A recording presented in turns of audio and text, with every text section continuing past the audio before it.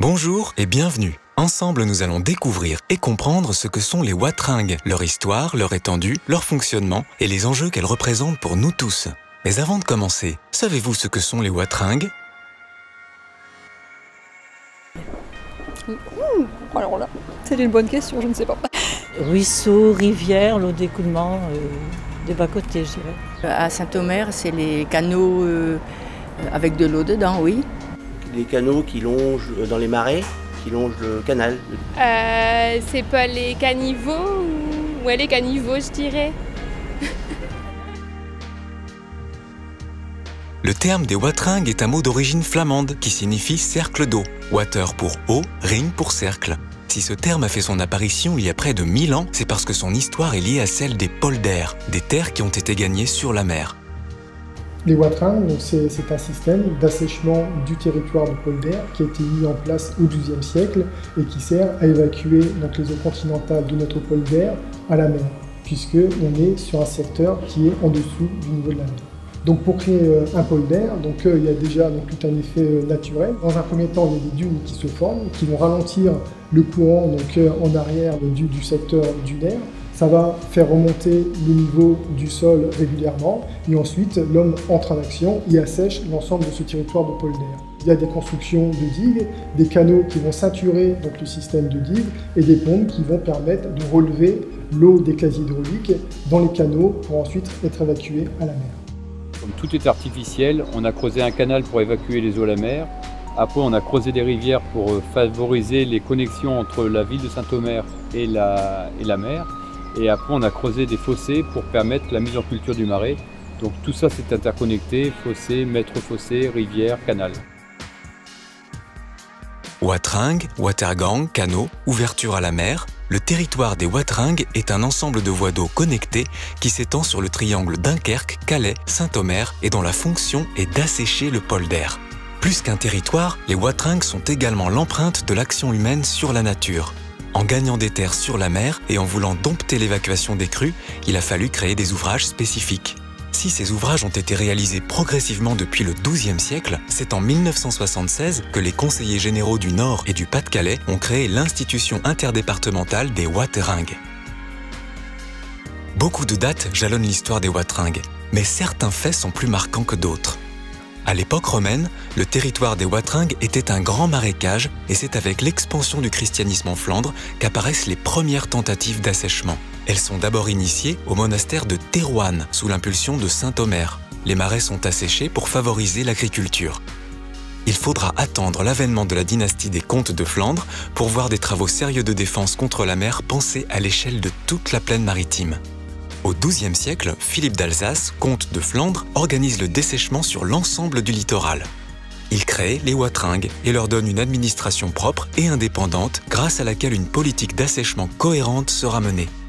En 1619, Wenceslas Gauberger parvint à assécher la zone des Moers. Il entoure ce secteur le plus bas du polder de 32 km de digues et d'un anneau d'eau. 23 moulins équipés de vis d'Archimède vont alors pomper et rejeter les eaux à la mer. Au fil des siècles, le territoire des wateringues va être secoué par les guerres et les inondations stratégiques. La dernière en date est celle de 1944, durant la Seconde Guerre mondiale. Après cette période trouble, la mécanisation et l'expansion de l'agriculture rendent nécessaire un assèchement plus efficace et rapide des wateringues. Dans les années 1970, un vaste programme de drainage et d'implantation de stations de pompage est lancé. De nouveaux aménagements voient le jour, puis après de sévères crues, l'institution interdépartementale des wateringues est créée.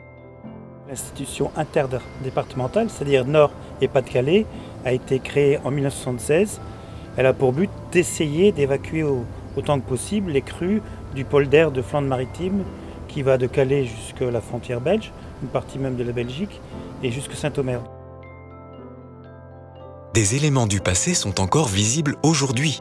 Ce patrimoine à la fois fonctionnel et immatériel s'illustre à travers des dénominations, d'anciens corps de moulins, de la toponymie, des traces d'ouvrages ou encore des références religieuses. Maintenant que nous en savons un peu plus sur l'histoire des wateringues, nous allons découvrir les principes de fonctionnement. Gérer les eaux, d'accord, mais entre les saisons, la marée, les conditions météo, quel est leur rôle aujourd'hui? Notre rôle, c'est d'évacuer les crues et on pense aux périodes d'inondation. Alors dans ces cas-là, effectivement, lorsqu'on a des pluies importantes, que les conditions de marée ne sont pas tout à fait favorables. Lorsque on est en marée haute et que l'on peut donc évacuer les eaux à la mer, on doit faire fonctionner nos ouvrages, nos pompes. Bien évidemment, elles ne fonctionnent pas 24 heures sur 24. Lorsqu'on est à marée basse, on ouvre les portes pour laisser l'eau s'écouler naturellement. Et dans certains cas, même extrêmes, pour ne pas gaspiller l'eau douce, il peut arriver effectivement qu'on n'ouvre pas du tout les portes. Il s'agit effectivement de ne pas gaspiller cette eau douce qui est rare en été. Selon les marées et la saison, on peut soit décider de pomper, évacuer ou préserver l'eau douce. C'est grâce à un ensemble d'installations que le système fonctionne correctement. Néanmoins, même si tout est bien géré, il y a différents acteurs avec pour chacun un rôle précis à jouer. Pour gérer ces ouvrages, nous avons des partenaires à l'amont, les sections de Watringue sur 2 ouvrages et Voies navigables de France sur l'exutoire central qui est également navigable, pour lequel la gestion est plus compliquée puisqu'il faut concilier la régulation hydraulique avec la navigation des péniches. Pour que le système des Watringues fonctionne correctement, tous les acteurs doivent bien jouer leur rôle. Donc les sections de Watringue dans leur secteur s'occupent de l'entretien des cours d'eau, donc les cures pour enlever les vases, focardes pour enlever les roseaux, et de façon à ce que l'eau, quand il pleut, puisse arriver rapidement jusqu'à la mer et à nos ouvrages. Et ensuite, nous, on doit bien gérer nos ouvrages pour que l'arrière-pays soit sec. La coordination des moyens entre les différents acteurs assure le bon fonctionnement du système d'évacuation des eaux à la mer et le maintien de l'arrière-pays au sec. Pour autant, des protocoles et des modalités sont nécessaires dans le pilotage et la gestion quotidienne. En fonction des situations hydrauliques, des modalités de gestion des ouvrages sont appliquées par les différents exploitants de Calais, de Dunkerque, de Gravelines ou de Bergue. Ces modalités de gestion sont définies dans des protocoles de gestion arrêtés par l'autorité préfectorale et définis en concertation avec l'ensemble des acteurs en charge de la gestion de l'eau, à savoir l'institution interdépartementale de Watringue, les sections de Watringue, Voies navigables de France, les collectivités territoriales. On distingue 2 modes de gestion. Un mode de gestion été, dite de basse eau, un mode de gestion hiver ou en crue. Ces règles de gestion sont intégrées dans des automates programmables communicants qui équipent l'ensemble des ouvrages d'évacuation des crues. Ces automates associés à des outils de supervision permettent de piloter, contrôler, collecter, mais aussi d'alerter en cas de dysfonctionnement ou de montée rapide des eaux. En fonction de la situation hydraulique et de la disponibilité des équipements, le système automate génère une consigne qui est affichée sur le système de supervision. Selon les ouvrages, on distingue un mode automatique, semi-automatique et à tout moment, l'opérateur peut prendre la main sur le système automate. Depuis son poste de supervision à l'écluse Carnot, l'opérateur peut visualiser en temps réel la situation hydraulique au droit des ouvrages. Il peut piloter à distance les équipements des ouvrages, les barrages à la mer, les stations de pompage. Cet outil mis en place chez chaque exploitant est essentiel pour optimiser l'exploitation et la maintenance des ouvrages. Les systèmes d'automatisation et de centralisation des données permettent d'avoir une situation précise à tout moment et aider les acteurs dans les prises de décision. Selon la saison et les besoins d'évacuation ou de retenue d'eau, une gestion plus spécifique, voire au cas par cas, est nécessaire. En hiver ou en été, on ne gère pas les eaux de la même manière sur chacune des installations. L'été, on a a priori moins d'eau que l'hiver. On doit maintenir un niveau d'eau minimum en été pour les remontées de sel au niveau littoral. Et pour nous, à l'interne, c'est la circulation des bateaux dans les cours d'eau parce que si les niveaux d'eau ne sont pas bons, ça pose des problèmes de navigation, de circulation. Donc c'est important. On a des maisons habitées sur des îles, donc on a besoin d'avoir des niveaux d'eau qui soient cohérents avec les activités et le territoire. L'hiver, on a quelquefois des gros afflux et surtout le bassin versant de la Haque est très imposant, qui peut faire arriver des grandes quantités d'eau qui font monter le niveau du marais. Et c'est des périodes un peu critiques. La gestion de l'eau des Watringues, de toute façon, ici, elle est complètement dépendante du niveau du canal. C'est-à-dire si le niveau du canal est haut, si on ne peut pas évacuer l'eau à la mer, le marais, forcément, comme il est interconnecté, il prend l'eau. Et si jamais on anticipe les crues, ce qui arrive régulièrement en hiver, on baisse le niveau du plan d'eau et le niveau du marais baisse également. Alors l'hiver, l'évacuation à la mer se fait à chaque marée basse, donc 2 fois par jour. Et lorsqu'il y a des épisodes pluvieux, les sections de Watringue qui sont à l'amont et qui gèrent l'ensemble du réseau de petits canaux dans le polder nous alertent sur le fait que le niveau est élevé et nous demandent d'enclencher une période de pompage.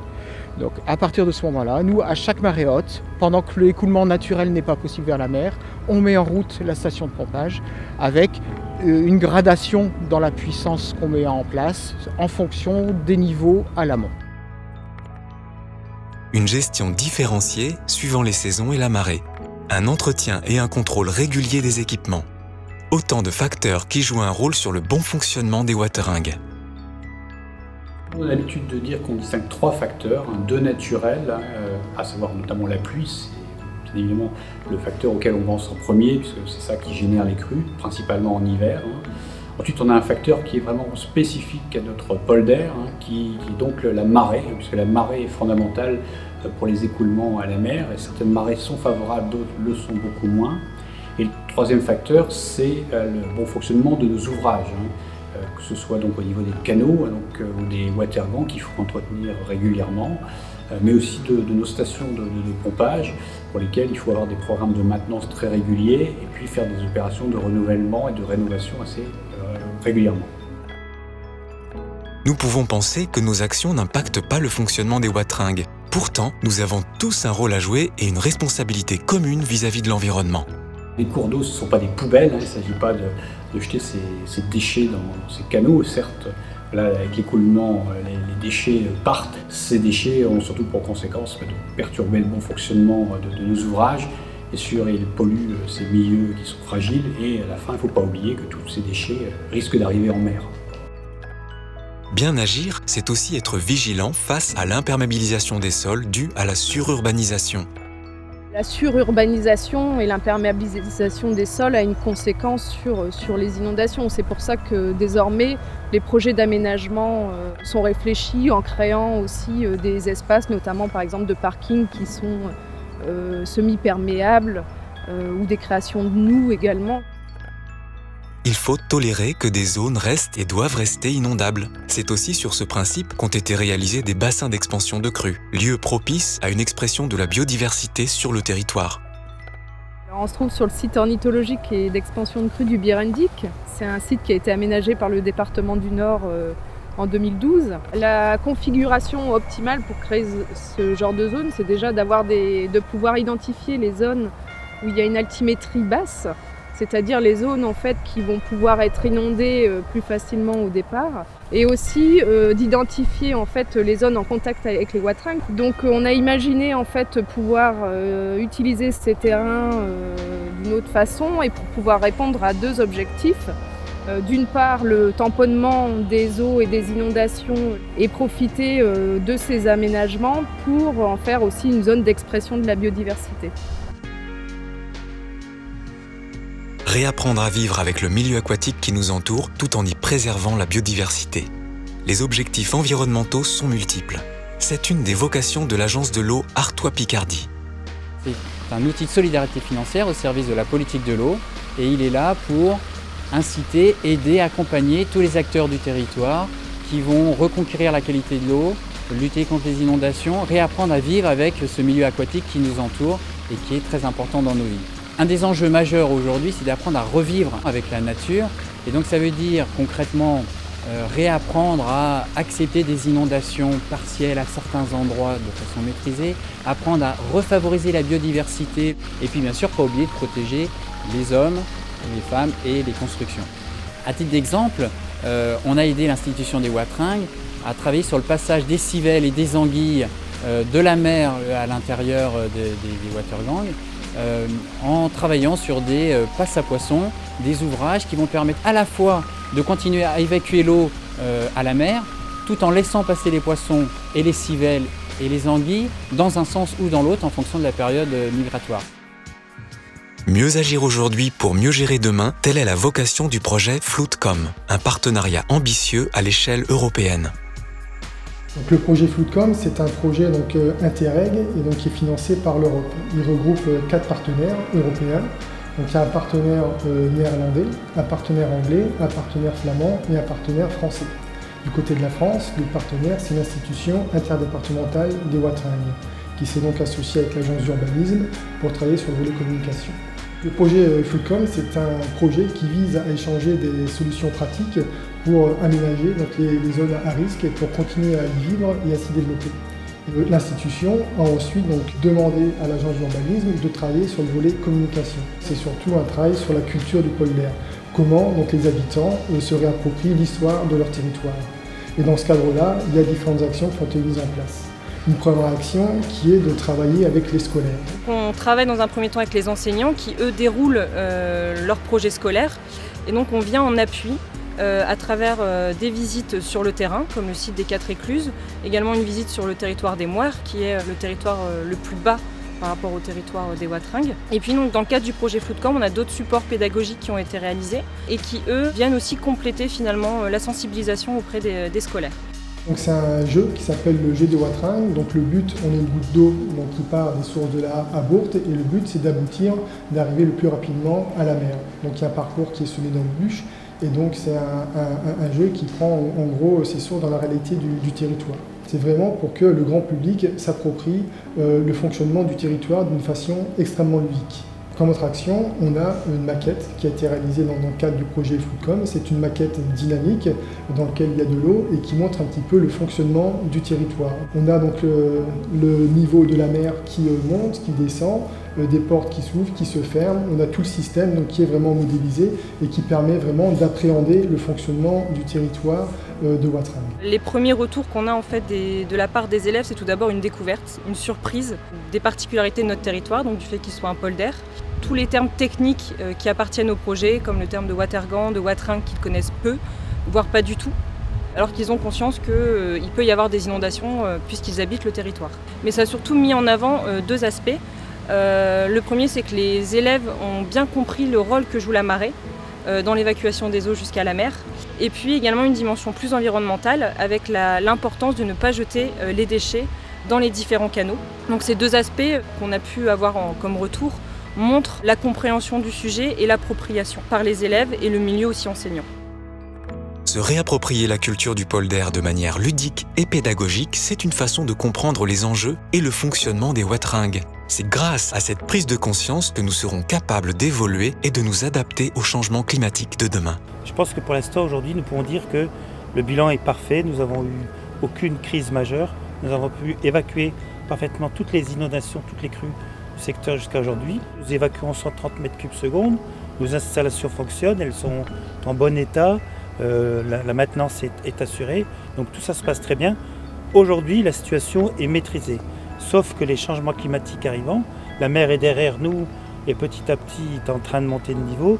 Il est temps aussi d'envisager une nouvelle étape où nous pourrons conforter l'institution avec les intercommunautés du secteur et travailler aussi sur les risques de changement climatique. Notre aventure touche à sa fin. Nous avons vu que le système d'évacuation des eaux à la mer avec ses ouvrages et les outils qui permettent de les piloter ne cessent d'évoluer et de se perfectionner.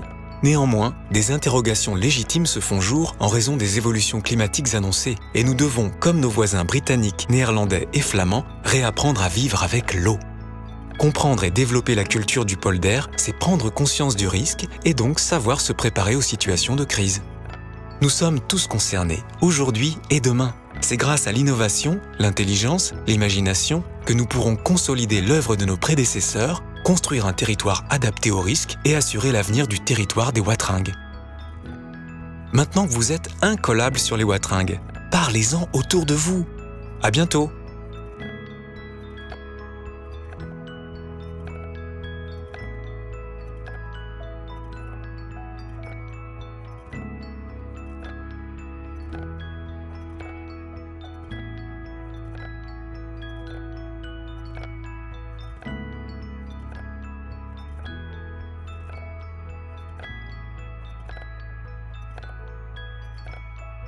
Thank you.